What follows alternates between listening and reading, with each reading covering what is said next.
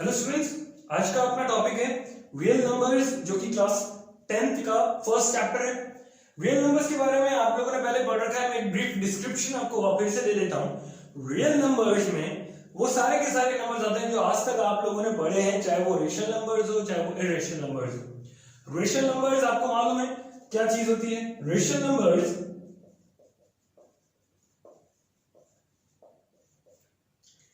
these can be written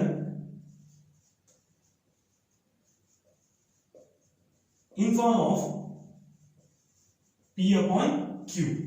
आप इन्हें किस फॉर्म में लिख सकते हैं? आप इन्हें P upon Q की फॉर्म में लिख सकते हैं। दैट मीन्स इन्हें फ्रैक्शनल फॉर्म में लिख सकते हैं। एक चीज आपको ध्यान में रखनी है, यहां पर Q की वैल्यू 0 नहीं होनी चाहिए। जो भी एग्जांपल्स हैं इसमें फ्रैक्शंस आएंगे, इंटीजर्स आएंगे, होल नंबर्स आएंगे। अगर मैंने होल नंबर्स बोला है तो इस होल नंबर्स के अंदर नेचुरल नंबर्स इंक्लूड है। इरेशनल नंबर्स की बात करेंगे, इसके भी अलग अलग टाइप्स है इरेशनल नंबर्स के। Terminating, non terminating. Non terminating के अंदर भी दो टाइप के हैं, रिकरिंग और नॉन रिकरिंग। फिलहाल सिर्फ इरेशनल नंबर्स की बात कर लेते हैं। इन्हें किस फॉर्म में नहीं लिखा जा सकता? कांट बी रिटन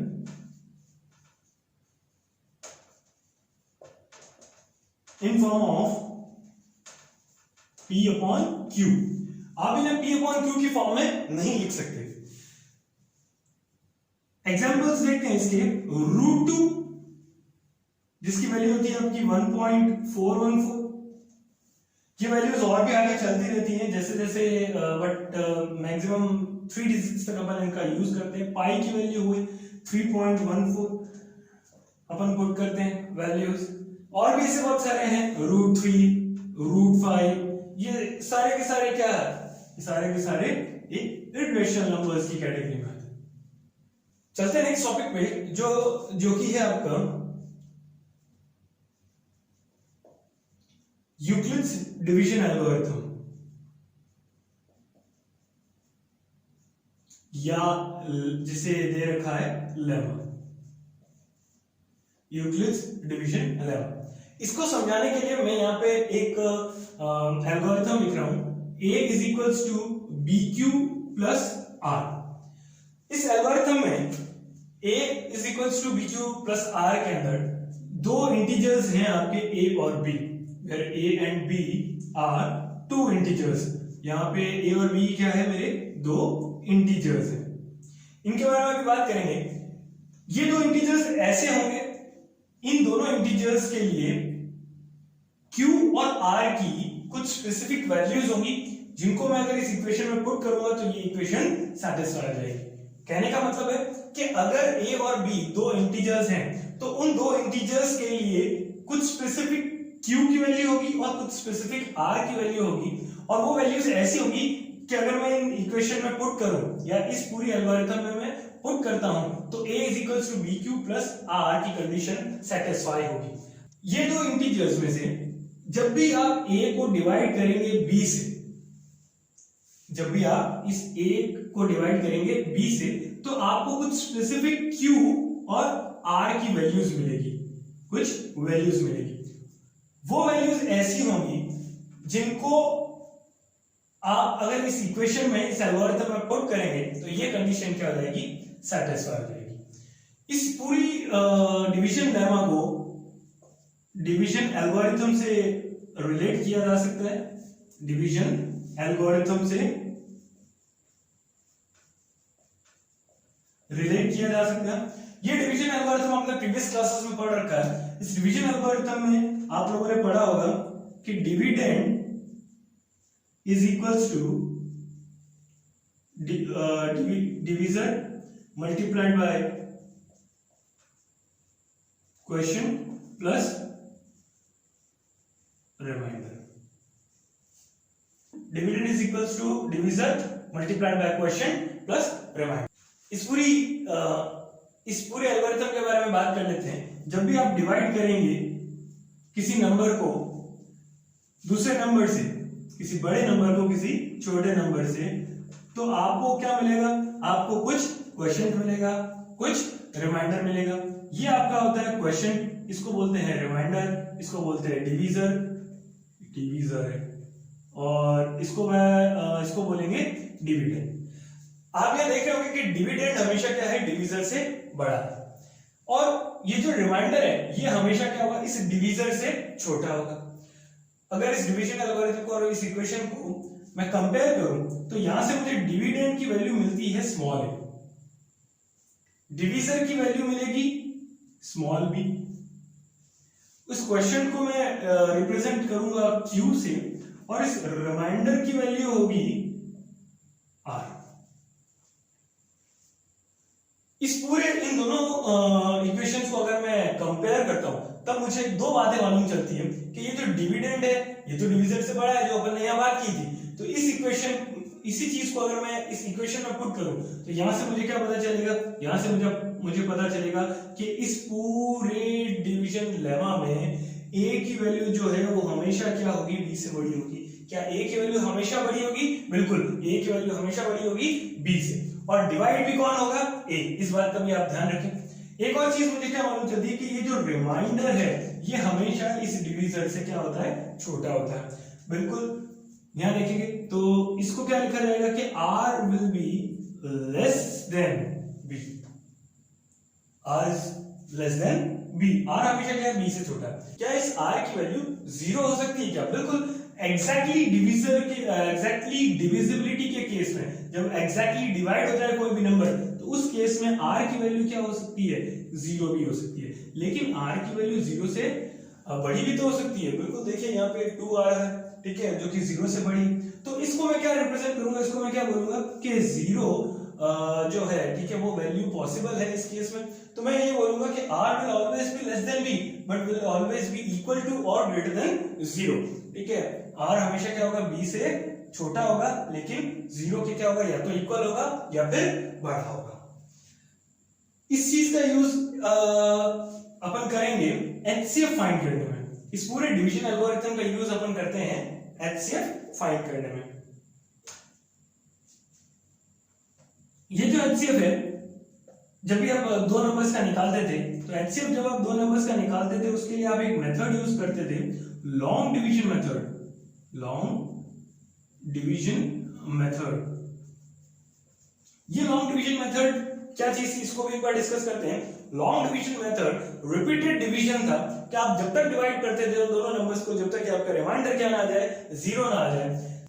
एक एग्जांपल ले लेते हैं, HCF निकालने के लिए दो नंबर्स का, कोई भी दो नंबर सपोज कर लीजिए जो एग्जैक्टली डिवाइड ना हो सिंगल टाइम में, जैसे 8 और 60। 8 और 60। अगर आपको इन दोनों का HCF फाइंड करना है तो आप 60 को डिवाइड करेंगे, किससे डिवाइड करेंगे, 8 से। इस केस में आप यहां देखेंगे कि ये क्या है, डिविडेंड है, ये क्या है, डिविडेंड है, और ये क्या है, डिवीजर है फर्स्ट स्टेप में। अब फर्स्ट स्टेप क्यों बोला, क्योंकि आगे और डिवाइड करेंगे इसको। 8 से का होता है 56, रिमाइंडर कितना है आपका, 4। क्या ये मेरा आंसर है? नहीं। आपको, अगर आपको पता है, मैंने अभी बताया था कि लॉन्ग डिवीजन मेथड में अपन तब तक डिवाइड करते हैं जब तक कि आपका रिमाइंडर क्या ना आ जाए, 0 ना आ जाए। अगर आपका रिमाइंडर 0 आया है तो ही वो आपका आंसर रहेगा, वही आपका HCF रहेगा। तो इस केस में क्या करेंगे, इस केस में जो ये मेरा रिमाइंडर था, जो ये मेरा रिमाइंडर था, वो मेरा क्या बन जाएगा, नेक्स्ट स्टेप में डिवीजर बन जाएगा। और ये जो डिवीजर था ये मेरा क्या बन जाएगा, डिविडेंड बन जाएगा। ये कब होगा, नेक्स्ट स्टेप में, ये सेकंड स्टेप की बात है। तो ये जो 8 है, आप इस 8 को कहां लिखेंगे, यहाँ पे 2 टाइम्स चला जाएगा, 8 0 रिमाइंडर आ गया। तो जिस भी डिवीजर की वजह से, जिस भी डिवीजर की वजह से रिमाइंडर क्या आया है आपका, 0, वही डिवीजर आपका क्या होता है, HCF। यानी इस केस में आपका HCF कितना आ जाएगा, 4। इस केस में HCF कितना आ जाएगा, 4।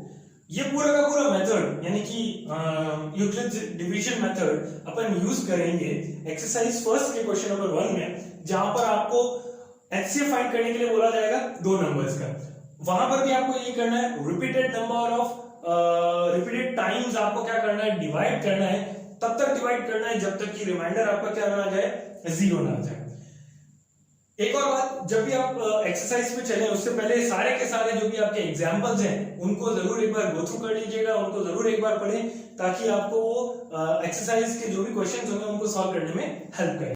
चलिए आगे बढ़ते हैं, एक्सरसाइज पे आते हैं। एक्सरसाइज 1.1 का जो फर्स्ट क्वेश्चन है, use Euclid's division algorithm to find the HCF of 135 and 225।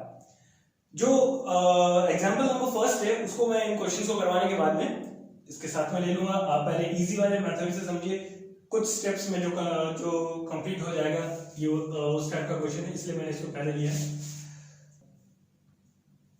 जब आप इस पूरे क्वेश्चन को देख रहे हैं और यूक्लिड्स डिवीजन एल्गोरिथम बोला है तो इसका मतलब है कि अभी अभी जो अपन ने चीज पढ़ी थी कि dividend is equals to divisor multiplied by quotient plus remainder, उसी का यूज करके आपको क्या निकालना है, एचसीएफ निकालना है। तो चलिए चलते हैं यूक्लिड्स डिवीजन एल्गोरिथम में, इसका आंसर देखते हैं कैसे रहेगा। स्टार्टिंग में फर्स्ट स्टेप में आप क्या देखेंगे, जो बड़ा नंबर है उसे आप सेलेक्ट करें। यहाँ पे बड़ा नंबर कितना है, 225 है और 135 छोटा है। आपको बड़े नंबर को इस छोटे वाले नंबर से डिवाइड करना है। फर्स्ट सबसे पहले मैं आपको सॉल्व करके दिखा देता हूं। सबसे पहले क्या करेंगे, 225 को डिवाइड करेंगे किससे, 135 से। देखते हैं क्या रहेगा। जो आपका फर्स्ट स्टेप है ये वही रहेगा जो आपका स्टेप नंबर 1 है, वो यही रहेगा कि आपको क्या करना है, 225 को डिवाइड करना है 135 से। यहां लिखेंगे 225 को आपने डिवाइड किया 135 से, ये गया 1 टाइम्स, आंसर कितना आएगा आपका 90। क्या ये यहीं पे खत्म हो गया? नहीं, आगे देखते हैं इसको। और अब जो आपका डिविडेंड था, अब जो आपका डिवीजर था, अब वो क्या बन जाएगा, डिविडेंड बन जाएगा। आगे देखेंगे फिर से यहाँ जाएगा ये 90 टाइम्स, रिमाइंडर कितना आ गया आपका 45। वापस से क्या रिमाइंडर 0 आया? नहीं।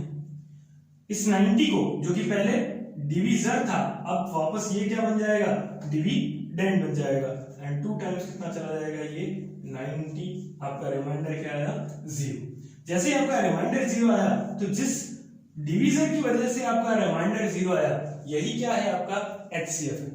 लेकिन क्या इसको इस तरह से करना है? नहीं। क्या देखेंगे, जब आपने इसको यहां लिखा तो 225 को आपने डिवाइड किया किससे, 135 से, तो ये किसके इक्वल होगा, ये इक्वल होगा जो 225 है वो किसके इक्वल होगा, वो इक्वल होगा जो आपका b की वैल्यू है, that means 135 multiplied by first step के अंदर क्वेश्चन कितना आया, फर्स्ट स्टेप के अंदर जो क्वेश्चन है वो है मेरा 1 और रिमाइंडर कितना आया था मेरा 90। ये तो पहले रिमाइंडर था, डिवीजर तो ये बाद में बना 90।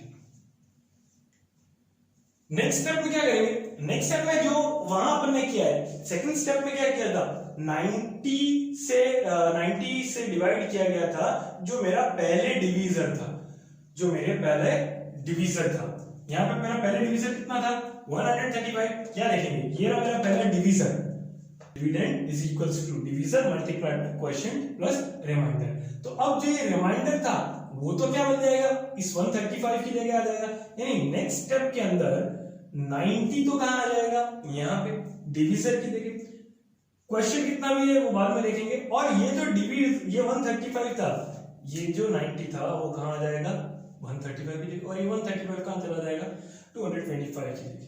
तो 135 इज इक्वल्स टू 90 इंटू कितने टाइम्स गया था, कितने टाइम्स गया था, ये 1 टाइम्स, और यहाँ पे रिमाइंडर कितना बचा था 45। ये ना मेरा रिमाइंडर 45 और ये है मेरा स्टेप नंबर 2।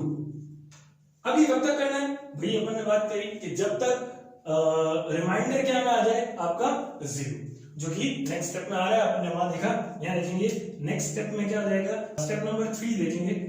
स्टेप नंबर 2 से जो ये 45 था ये कहां आ जाएगा, अब डिवीजर की जगह, और ये 90 कहां चला जाएगा, डिविडेंड में। वो देखिए 90 कहां चला गया, ये डिविडेंड में। 90 अगर डिविडेंड में गया है तो दैट मींस क्या लिखा जाएगा 90 इज इक्वल्स टू डिवीजन कितना था ये 45 यहाँ आया 45 मल्टीप्लाइड बाय 2 टाइम्स ये 2 कहां से है क्वेश्चन और प्लस क्या आ जाएगा रिमाइंडर जो कि मेरा क्या है 0 जब रिमाइंडर किसकी वजह से 0 आया 45 की वजह से सिंस रिमाइंडर has become 0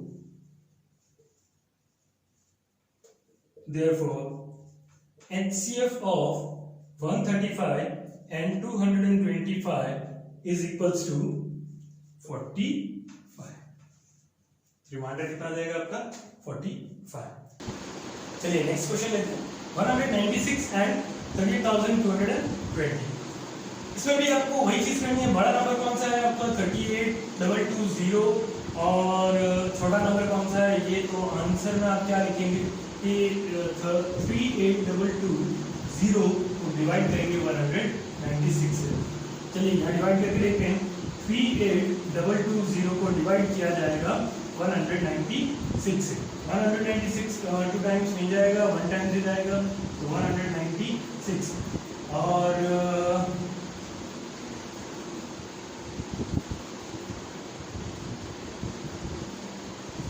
186 आपका रिमाइंडर हो जाएगा तो 9 टाइम्स जाएगा बिल्कुल 10 टाइम्स तो ये 1960 हो जाएगा तो 9 टाइम्स जाएगा 6 9 4 5 81 and 5 6 9 and 1764 आप जब इसे माइनस करेंगे तो आपका आंसर आएगा 8 9 980 और ये जाएगा 5 टाइम्स 980 5 टाइम्स बिल्कुल 5 टाइम्स ठीक है तो एग्जैक्टली रिमाइंडर इसका फर्स्ट स्टेप में ही आ गया चलेगा ये बिल्कुल चलेगा 196 को जब आपने 196 से जब आपने डिवाइड किया इस नंबर को तो एग्जैक्टली सिंगल स्टेप में ही आपका आंसर आ गया आपको वापस किसी चीज को डिवाइड करने की जरूरत ना पड़ी तो यहाँ पे आपको सिंगल स्टेप में आप आंसर लिख सकते हैं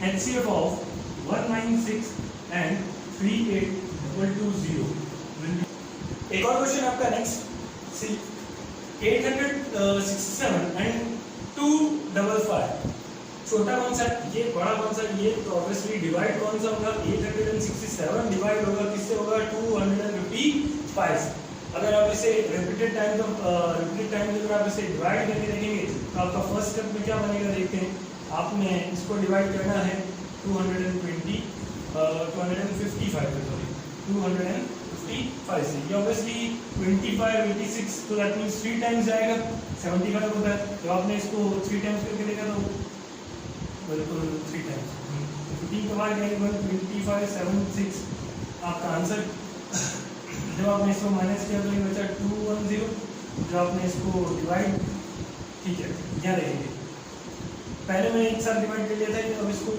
स्टेप वाइज डिवाइड करके देख लेते हैं यहाँ देखिए तो आपका फर्स्ट स्टेप क्या रहेगा जो आपका स्टेप फर्स्ट है आपका फर्स्ट स्टेप है स्टेप 1 क्या रहेगा स्टेप 1 रहेगा आपका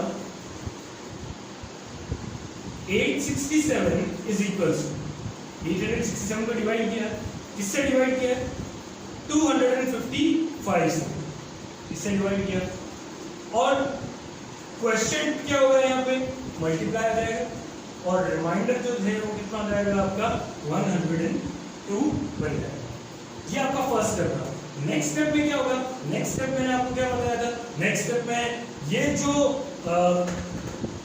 रिमाइंडर है ये कहाँ आ जाएगा डिवीजर की जगह तो ये आ गया रिमाइंडर डिवीजर की जगह और जो क्वेश्चन है वो कहाँ जो आपका डिवीजर है वो कहाँ चला जाएगा डिविडेंड तो दैट मींस कि अभी भी कितने टाइम्स जा रहा है 2 टाइम्स जाएगा 204 जब आपने इसको माइनस किया तो आपका आंसर कितना आएगा 51 इसको यहीं पे करने देते हैं यहाँ लिखेंगे फिर से जो मेरा इस बार डिविडेंड है वो कितना है ये जो पहले स्टेप का डिवीजर था तो 255 ये 255 जो है ये कब आएगा जब आप 102 को किससे मल्टीप्लाई करेंगे? 2 से, और उसमें ये रिमाइंडर ऐड करेंगे। नेक्स्ट स्टेप पे देखेंगे, स्टेप नंबर 3 क्या है? स्टेप नंबर 3 है आपका डिवीजर जो है, अब वो कितना हो जाएगा? 51। ये हो गया आपका 51 डिवीजर, और ये जो पहले डिवीजर था वो अब क्या बन जाएगा? डिविडेंड। यहां से कितना आएगा? देखिए 2 टाइम्स जाएगा, 102 टाइम्स माइनस करेंगे तो रिमाइंडर कितना आएगा आपका? 0। अब रिमाइंडर 0 किसकी वजह से आया? किस डिवीजर की वजह से आया? 51 की वजह से। तो यहाँ पे देखेंगे ये जो डिवीजर था ये अब क्या बन गया? डिविडेंड। और जो ये डिविडेंड था ये कब आएगा? जब आप इस 51 को यानी डिवीजर को मल्टीप्लाई करेंगे किससे? 2 से, और उसके साथ में क्या ऐड करेंगे? आपका रिमाइंडर 0 आ चुका है, इक्वल टू 196। तो आइए कॉमन फैक्टर है वो क्या होगा? 196 होगा। क्यों? क्योंकि फर्स्ट स्टेप में ही डिवाइड करने पर आंसर क्या आ चुका है? आपका 0 आ चुका है। इसमें नेक्स्ट रिपीटेड डिवीजन की जरूरत नहीं पड़ेगी। जिस स्टेप में रिमाइंडर 0 आ रहा है उस स्टेप का जो डिवीजर है वो डिवीजर ही आपका क्या है? HCF। Since remainder has become 0,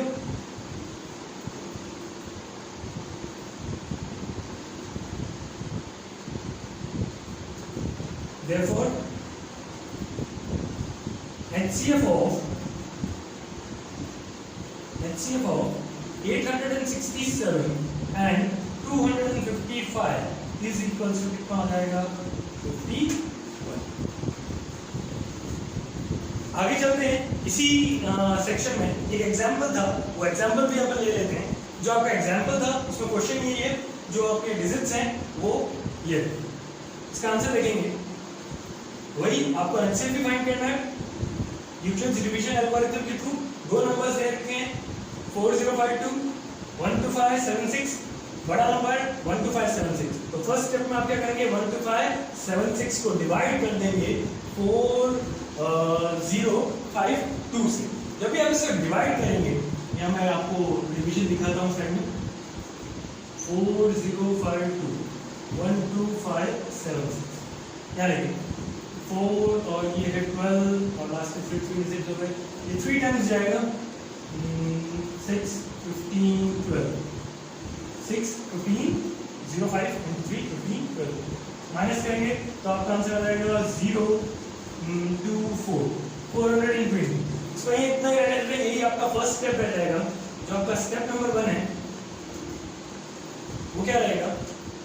जो आपका डिविडेंड है उसको तो यहाँ लिखना है, यहाँ डिवीजर कितना है 4052 मल्टीप्लाइड बाय वही क्वेश्चन 3 प्लस जो रिमाइंडर कितना है वो 420।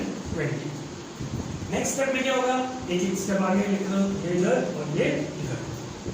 दैट मींस क्या होगा कि 420 अब क्या बन जाएगा? 420 अब क्या बन जाएगा? डिवीजर। और डिविडेंड कौन बन जाएगा? ये 4052। तो आपका जो नेक्स्ट स्टेप रहेगा वो नेक्स्ट स्टेप क्या रहेगा?